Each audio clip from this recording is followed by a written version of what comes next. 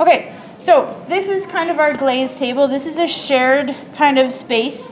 So I want you to make sure that you leave this shared space as clean as you found it, or even cleaner. First thing you want to do, because this is a shared space, is give your hands a little bit of sanitizer, because we're all sharing all of the brushes and all of the glazes, and I can't have little individual buckets for everybody. So sanitize your hands before you start. If you could do that when you come in and when you do this, that would be awesome. So let's talk a little bit about what glaze is. These buckets here are all my glazes. Glaze, you're going to start with your bisque-fired piece. I stole this off the shelf. It might be one of yours. So a bisque-fired piece has been made from the dirt that is clay into a ceramic object. So it will no longer fall apart if you were to put it in the water. It's become stone. So that's why we bisque fire. So basically, we have clay down here that's mud, and then it gets dry, then it gets bisque fired, and then it gets glaze fired. So the temperature is way hotter for a glaze firing. So we kind of half fire it so that it's solid enough to go in the glaze and not fall apart, okay? Sometimes when it comes out of the glaze firing or out of the bisque firing, it comes out and it has a little bit of dust on it. So you're going to take a sponge with a little bit of water, take as much water out as you possibly can, and just barely touch the surface to take the dust off. The glaze will not stick to a pot that's wet, because what glazes actually are a little bit of clay mixed with a little bit of stuff called flux that melts the clay. And clay and glass are almost the same kind of chemical composition. So and then colorants to add the blue, the yellow, the whatever color we're using. So once we add that layer of clay/glass on top, and then we heat it up, it melts on the surface and it chemically bonds with the surface and makes it completely impervious to water. So it'll hold water without it rushing on the table. It also makes it food safe. Okay, so it's like a layer of glass, colored glass on your object. So, and your ceramic object, especially if it's for food like this guy, will get glaze everywhere except the bottom. Okay, and then there's a couple reasons why we don't glaze the bottom. There has to be somewhere, if water gets in, if you put this in the dishwasher and water gets into the clay, there has to be somewhere for the water to get out. The other reason is if we get clay on the bottom, right? Sometimes, as this stuff melts, if you get too thick of a coat of glaze on the side, it'll melt down to the bottom and it will pool, right? And so this one melted down to the bottom. It had way too much glaze on this side. It melted, it pooled, and it stuck to my kiln shelf. Kiln shelves aren't super expensive, but they're really hard to find.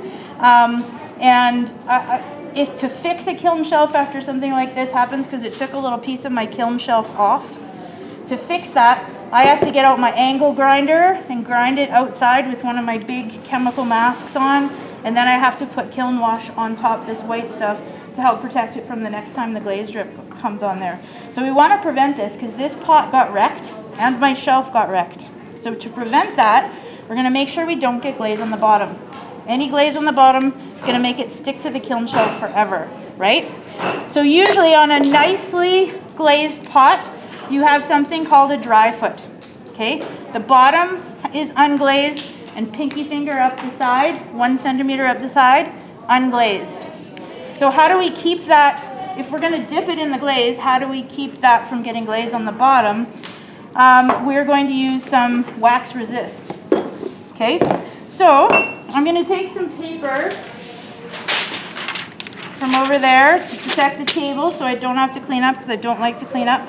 I'm gonna do my pumpkin. This stuff here is wax resist. And there are 2 sets of brushes here. The tall blue container is wax resist brushes. So you can take one of those, and we're gonna put wax on the bottom. I'm gonna put that on here, grab a pencil from the pencil dispenser, figure out how much is pinky finger up the side, and I'm going to draw a line. Okay. So now I've got a line around the bottom that shows me where to put the wax. That's a pinky finger up the side, especially on something round. Because some of these glazes run, and if they're gonna run, like this one is a runny glaze, I left it, pinky finger up the side, no glaze, and it ran, but it stopped before it hit the kiln shelf. So that was a lucky thing for me. So then I'm just going to apply wax to the bottom.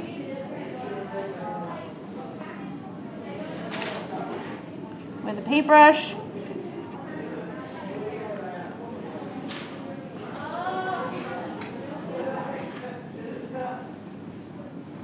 And then I'm going to let that sit and dry. Okay, see it's a little bit white. So that will sit and dry while I get the glaze ready. These brushes, once you get wax on them, they need to be cleaned with soap and water. Warm water is best as soon as you are done using them. So I would usually go to the sink and clean that. I've got water here, so I'm going to clean it real quick before I put it away. Otherwise it wrecks the brush, because wax, right? So I'll leave this here and get set up and ready. So if I was going to glaze this guy, I'm also going to draw a line, right? And put wax on the bottom. You with me? Okay. So these are the glazes that I have. Okay. These are all kind of little testers. Every time I make a new bucket of glaze, I find a new recipe, I'll make a little tester like this, and if I like it, I'll hang it up and I'll make a big batch of it. So you look at, let's say I want this one. This is Kiana's Blue. It says Kiana's Blue on the outside, and so I'm going to look for the bucket that says Kiana's Blue. I don't know, what color should I do my pumpkin? The orangey. The orangey one. This one? Yeah. Oh, okay. So this one is called Tangerine. So here's Tangerine Ice right here. So we'll bring this over. Make sure the top says Tangerine Ice. Make sure the base says Tangerine Ice too, because I made a whole set of cups, 10 cups, and I wanted to glaze them with black, and I dipped it all in black, and then I fired them and they all came out brown because somebody put the wrong lid on the black, or on the brown. So as this is, if you look at it in the bucket, the chemicals and the colorants and the clay are heavy, they go to the bottom, water rises to the top. So every time you use a glaze, you have to mix it, okay? So move this guy over. They can be a little bit deceiving too, because this glaze here that's called Float Blue in the bucket is red, right? So you have to sort of trust that when it comes out of the kiln, it will change color because of the chemical reaction. So this guy right here is how we mix it's just a paint mixer. So you want to mix it up really, really well. If you don't want to get splatters all over, use the lid on top.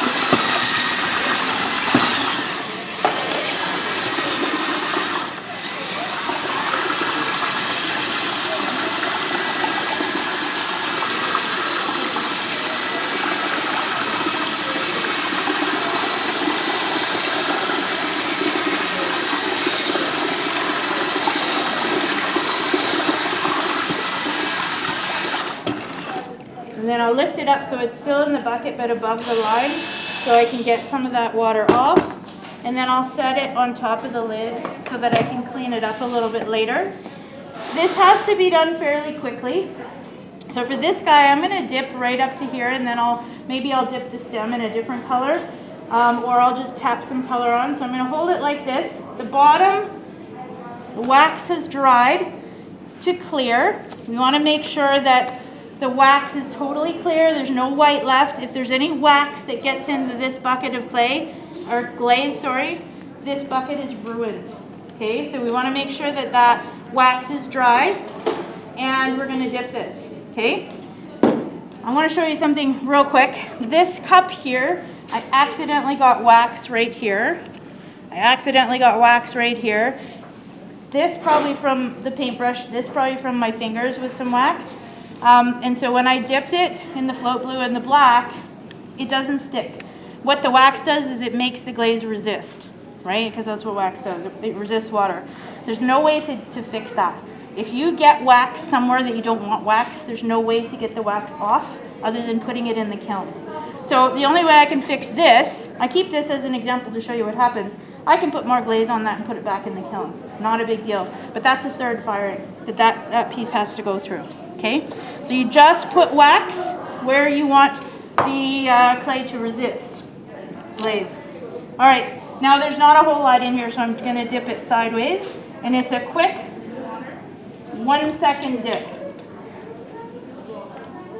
In and out as fast as you possibly can. I mix these glazes a little bit thick so that they go on very quickly. So it's a 1 second in, 1 second out. You see how the wax is resisted on the bottom, right? So it's already dry. This part's already dry. The clay being really dry sucks up the water. I have a sponge and a little bit of water on hand, or if you don't want to do that, just take it to the sink. And sometimes some glazes resist really well and you don't have to wipe the bottom, but most glazes you still have to wipe the bottom a little bit to get any trace of glaze off of anything that's going to touch the kiln shelf. Okay, so give it a good wipe. Make absolutely sure no glaze is going to touch the kiln shelf. Okay, for something like this, does this belong to somebody in here? I'm dipping it. I'll clean it off later. I'm dipping it. You're going to dip it 3/4 of the way in. I didn't wax the bottom, so oops, I didn't wax the bottom. So what you're going to do is wipe the bottom. And this glaze comes off really easily with a little bit of water. Okay, and if I accidentally forget to do it up the sides, you can take it off that way. So this is already dry to dip in another color 3/4 of the way here. So this is the tangerine, dipped 3/4 this way. And then, so I dipped it this up 3/4 of the way with tangerine. And then I let it dry and I dipped it 3/4 of the way with yellow. And the band where the yellow and the tangerine overlap is white. So the glazes don't work like color theory, like paints do. They work on chemistry. So apparently whatever's in this combined with this makes a really nice kind of white. So that's sort of what I would like you to do. Dip 3/4, let it dry, dip 3/4, okay? And make sure you do that pinky finger up the side. Some of the glazes, like my Float Blue, it's a beautiful glaze that's sort of green and blue and brown on the edges. It's super thick. So all of these little testers here have a little key stamped into them so that you can see what happens to texture. Some of them are thick and opaque, so the texture gets obliterated. So some of them, however, are kind of thin and more transparent, and so it's going to show your texture a little bit better. Okay.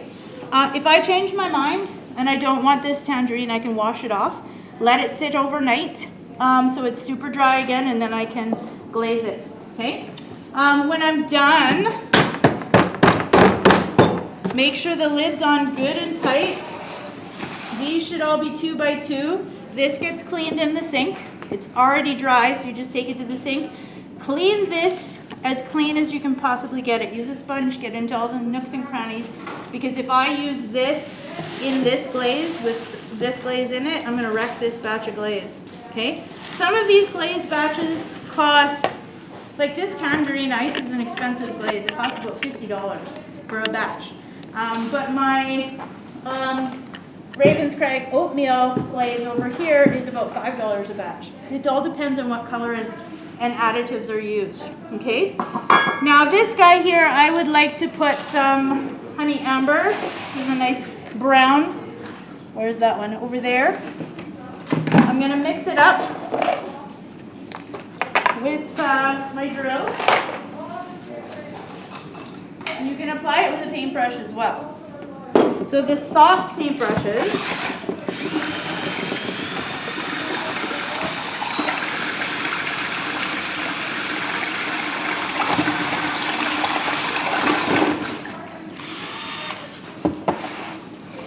that one mixes really fast. These soft paintbrushes are really great for just adding little bits. So the ideal thickness layer of glaze on an object is the thickness of a dime, okay? If you find that the glaze is cracking or it looks really, really thick as you put it on, probably needs more water. And so I can add more water to it. Don't add water because you can easily add too much and wreck the batch. So if you feel like it needs more water, you can let me know and I can fix it by adding a little bit of water at a time. If you're brushing it on, usually 2 coats is enough. Okay. These brushes, these nice soft hair brushes, should never have wax on them. You should always just make sure you only use those for glazes. Okay? So thickness of a dime. How can you tell thickness of a dime? On the bottom, take your fingernail, do a little scratch and look at the side. If it's the thickness of a dime, you've got the right thickness of glaze. I try to keep these the right thickness, but sometimes if somebody leaves the bucket open, it gets a little bit thinner. Okay? So then if you made a mess like me, you might have to kind of clean up a little bit. Glaze wipes up really well, but glaze is clay. So we don't want it to build up. We don't want it to become dust that's going to get into our lungs. This will go into the kiln room and it'll be fired. It does not have to be covered up and it can be fired the same day. It doesn't even have to dry. I can just put it in the kiln and fire it. Okay? If you forget any of these steps, I have a handy little list that's usually right here, so you can follow those steps and make sure that you get the steps right. I will not, if there's glaze on the bottom of your pot, it's not going in the kiln. It'll just stay in the kiln room forever. If you're like, hey, why is Waldo not firing my stuff? It's because there's glaze on the bottom and you need to wipe its bum. Okay. Sometimes I put a little gel over here for things that need their butts wiped, but most times I'll just leave it. Okay. Sound good? Okay. So please, you've got until next Friday to do that Google form. I would do it right now while it's still fresh in your mind, but you have till Friday to do that Google form, and you have to get 8 out of 10 in order to not have to watch the video again and do it again. Wait, a Google form? Good.